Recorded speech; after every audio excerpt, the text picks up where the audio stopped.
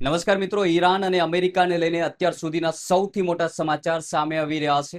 Middle East એટલે કે મધ્ય પૂર્વમાં ગમે ત્યારે અત્યાર સુધીનું સૌથી ભયાનક અને વિનાશક યુદ્ધ ફાટી નીકળે તેવી સ્થિતિ સર્જાઈ ગઈ છે. ગમે ત્યારે યુદ્ધ શરૂ થઈ શકે છે. તમે જ્યારે આ વિડીયો જોઈ રહ્યા છો ત્યારે અમેરિકા અને ઈરાન સત્તાવાર રીતે આમને સામને આવી ગયા છે. ગત રાત્રે અમેરિકાએ ઈરાનની ધરતી પર એક બહુ મોટો સૈન્ય હુમલો કરી દીધો છે. ઈરાનના ઘણા શહેરોમાં મોડી રાત્રે પ્રચંડ વિસ્ફોટના અવાજો સાંભળવા મળ્યા છે, જેનાથી આખો વિસ્તાર ધ્રુજી ઉઠ્યો છે.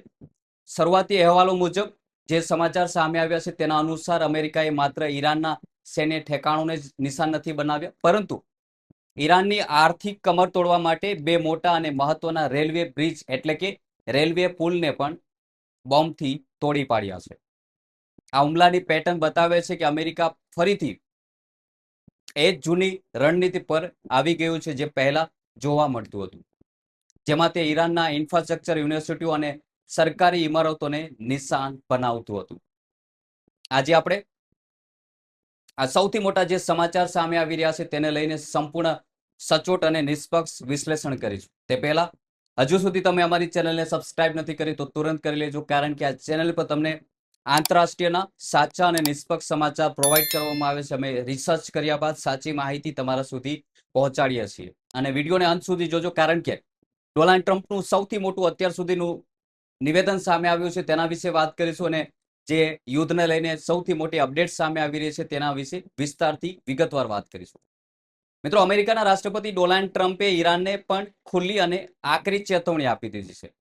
ટ્રમ્પે ચોખ્ખા શબ્દોમાં કહ્યું છે કે જો ઈરાન અમેરિકાના કોઈ પણ સૈન્ય બેઝ પર હુમલો કરવાની હિંમત કરશે તો અમેરિકા તેનાથી 20 ગણી તાકાત સાથે ઈરાન પર વળતો પ્રહાર કરશે. પરંતુ ઈરાન પણ આ ધમકીથી ડર્યું હોય તેવું નથી લાગી રહ્યું. અમેરિકાના હુમલાની ગણતરીની મિનિટોમાં જ ઈરાને પોતાનો આક્રોશ બતાવ્યો હતો. ઈરાની સેનાએ કુવૈત અને બહેરીનમાં આવેલા અમેરિકાના સૈન્ય મથકો પર એક સાથે મિસાઇલો અને ડ્રોન હુમલા શરૂ કરી દીધા હતા. અત્યારે જે પરિસ્થિતિ જોવા મળી રહી છે તે મુજબ કુવૈતમાં આવેલા અમેરિકન એરબેઝ અને બહેરીનમાં સ્થિત અમેરિકાની ફિફ્થ શિપ એટલે કે 5મા નૌકા સેનના જે મુખ્ય મથક હોય છે ત્યાં ભારે તબાહી મચાવી દીધી છે. ત્યાં એટલા જોરદાર વિસ્ફોટો થયા છે કે દૂર દૂર સુધી ધુમાડાના કાળા ગોટે ગોટા પણ જોવા મળ્યા હતા અને આગની જ્વાળાઓ સ્પષ્ટ જોઈ શકાય હતી. ઈરાને સાબિત કરી દીધું છે કે તે અમેરિકાને બરાબરીનો જવાબ આપવા માટે તૈયાર છે. અમેરિકાના ફાઇટર જેટે ઈરાનના બુશેહર અને ચાબહાર જેવા મહત્વના પોર્ટ સિટી એટલે કે બંદર શહેરો પર બોમ્બ ફેંક્યા છે. યાદ રાખજો મિત્રો, આ એ જ ચાબહાર પોર્ટ છે જેને વિકસાવવા માટે ભારતે મોટું રોકાણ કર્યું હતું. એટલે કે આ હુમલાથી ભારતના હિતોને પણ મોટો ફટકો પડી રહ્યો હોય તેવું પણ આંતરરાષ્ટ્રીય અને નિષ્ણાતોનું માનવું છે.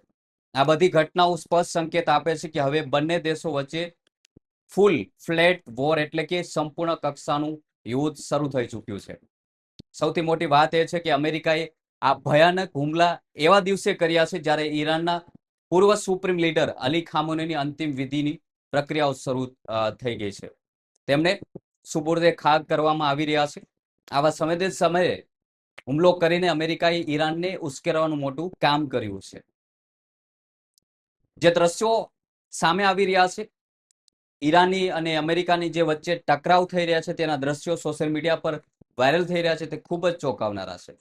ડોનાલ્ડ ટ્રમ્પે નાટો દેશોની સમિટમાં સત્તાવાર રીતે જાહેરાત પણ કરી છે કે અમેરિકા અને ઈરાન વચ્ચે થયેલી સીઝ ફાયર એટલે કે યુદ્ધ વિરામની ડીલ હવે સંપૂર્ણપણે ખતમ થઈ ગઈ છે. એટલે હવે ટ્રમ્પ આરપારની લડાઈ લડવાના મૂડમાં આવી ગયા છે. ટ્રમ્પે સ્પષ્ટ કર્યું છે કે અમે ગઈકાલે રાત્રે ઈરાન પર બહુ મોટો જોરદાર હુમલો કર્યો છે અને જરૂર પડે તો અમે ફરીથી આવા હુમલા શરૂ રાખીશું.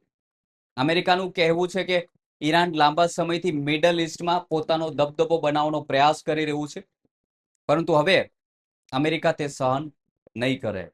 યુએસ સેન્ટર કમાન્ડના સત્તાવાર નિવેદન અનુસાર અમેરિકાએ ઈરાનના અંદાજે 80 જેટલા અલગ અલગ ઠેકાણાઓ પર બોમ્બમારો કર્યો છે, જે ગઈકાલે ન્યૂઝમાં પણ આવ્યું હતું અને અમે પણ ગઈકાલના એપિસોડમાં વિસ્તારથી જણાવ્યું હતું. હજુ સુધી તમે અહીં એપિસોડ જોયો નથી તો તમે અમારી ચેનલમાં જઈને જોઈ શકો છો, જેમાં કેમ્પ, સેક્સ, ખાર્ગ જેવા ટાપુઓ સામેલ છે, જેમાં ભયંકર હુમલો કર્યો હતો અમેરિકાએ.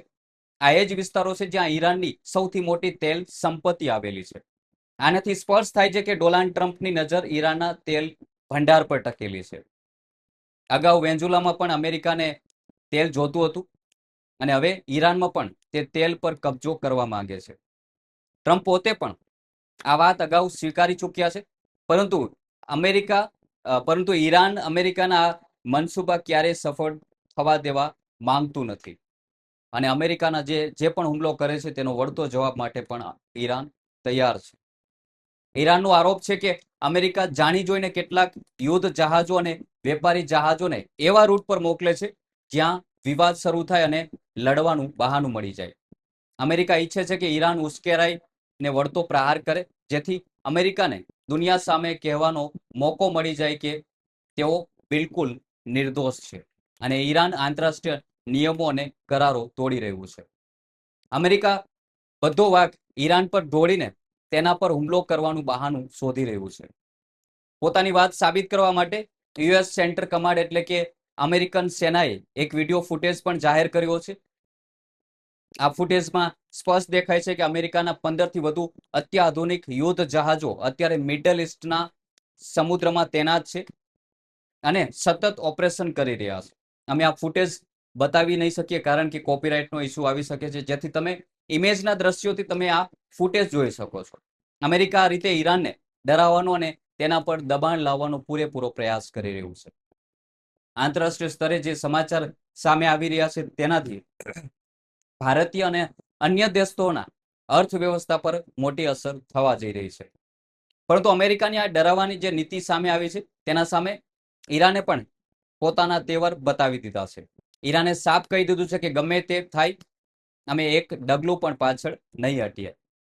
ઈરાનના નાયબ વિદેશ મંત્રી, જેમને તમે ઓળખતા હશો, અરાગચીએ એક મોટું નિવેદન આપ્યું છે. તેમણે અમેરિકાને જડબાતોડ જવાબ આપતા કહ્યું છે કે ઈરાન એક સભ્ય, સંસ્કારી અને બહાદુર રાષ્ટ્ર છે. અમને અપમાનજનક ભાષામાં ધમકી આપવાથી અમારી મહાનતા ઓછી થવાની નથી. ઈરાનના લોકો પોતાની નૈતિકતા અને મજબૂત સંસ્કૃતિ માટે જાણીતા છે. અમે અમેરિકાની અશ્લીલ અને ખરાબ ભાષાનો જવાબ જ આપવા માટે તૈયાર નથી, પરંતુ અમે અમારો જવાબ સીધો એક્શન એટલે કે સૈન્ય કાર્યવાહીથી આપીએ છીએ, પૂરી નિડરતાથી અને હિંમતથી આપીએ છીએ. આવો જવાબ હવે ઈરાનના વિદેશ મંત્રી અરાગચીએ આપ્યો છે. હકીકતમાં ડોનાલ્ડ ટ્રમ્પે ઈરાનના લોકો માટે બહુ જ અપમાનજનક શબ્દોનો ઉપયોગ કર્યો છે, જે આંતરરાષ્ટ્રીય મીડિયામાં પણ સામે આવી ચૂક્યા છે. તેમણે શું કહ્યું છે, જેના જવાબમાં ઈરાનના વિદેશ મંત્રીએ આ આકરા પ્રહારો કર્યા હતા. ઈરાને સ્પષ્ટ કર્યું છે કે અમે આવી ધમકીઓ વચ્ચે અમેરિકા સાથે કોઈ વાતચીત કે નવો કરાર કરવા ઈચ્છતા નથી અને જરાય રસ પણ નથી. જો અમેરિકા ખરેખર શાંતિ ઈચ્છતું હોય તો પહેલા તેણે જૂના કરારો અને સમજૂતીઓનું સન્માન કરવું પડશે. તમને જણાવી દઈએ કે આ વિવાદની શરૂઆત અગાઉ 28 ફેબ્રુઆરીએ થઈ હતી અને ત્યારબાદ 33 દિવસ સુધી બંને દેશો વચ્ચે ભયાનક યુદ્ધ ચાલ્યું હતું. એ પછી ઇસ્લામાબાદ અને દોહામાં લાંબી ચર્ચાઓ થઈ હતી. સીઝ ફાયર એટલે કે યુદ્ધ વિરામની ડીલ પણ બની હતી, પરંતુ અમેરિકાએ આ ડીલ તોડી નાખી હતી. આ ગંભીર સ્થિતિને જોતા પડોશી દેશ પાકિસ્તાને ચિંતા વ્યક્ત કરી હતી. પાકિસ્તાને અમેરિકા અને ઈરાન વચ્ચે જે બંનેના સ્વયં રાખવાની પણ અપીલ કરી હતી અને કહ્યું હતું કે મિડલ ઇસ્ટની શાંતિ અને સ્થિરતા જોખમાય તેવું કોઈ પગલું ભરવું ન જોઈએ, આવું પાકિસ્તાને કીધું હતું. પરંતુ હવે જે સમાચાર હાલમાં જે સામે આવી રહ્યા છે તે ખૂબ જ ડરાવના સમાચાર છે, કારણ કે હવે આંતરરાષ્ટ્રીય મીડિયામાં એવી પણ ચર્ચા થઈ રહી છે કે હવે ઈરાન અને અમેરિકા વચ્ચે ભયંકર યુદ્ધ શરૂ થવાનું છે.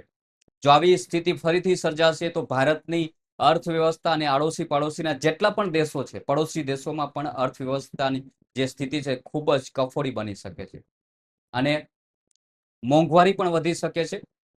હાલમાં જે આ સમાચાર આંતરરાષ્ટ્રીય મીડિયામાંથી અને જે યુદ્ધને લઈને સમાચાર સૌથી મોટા સામે આવ્યા, જેના વિશે અમે તમને વિગતવાર જણાવ્યું, તેના પર તમારું શું કહેવું છે કમેન્ટ કરી જરૂર જણાવજો અને અમારી ચેનલ સાથે જોડાયેલા રહો. અને વોટ્સઅપ અમારા ગ્રુપમાં જોડવા માટે ડિસ્ક્રિપ્શનમાં વોટ્સઅપ ગ્રુપની લિંક દીધી છે, જેથી તમને અમારા લેટેસ્ટ ન્યૂઝની અપડેટ તમને તુરંત મળી જાય. સાથે જ તમારા વિચારો કમેન્ટના માધ્યમથી જરૂર જણાવજો અને તમે ક્યાંથી અમારો વિડીયો જોઈ રહ્યા છો તે લોકેશન જરૂર નાખજો. જય હિન્દ.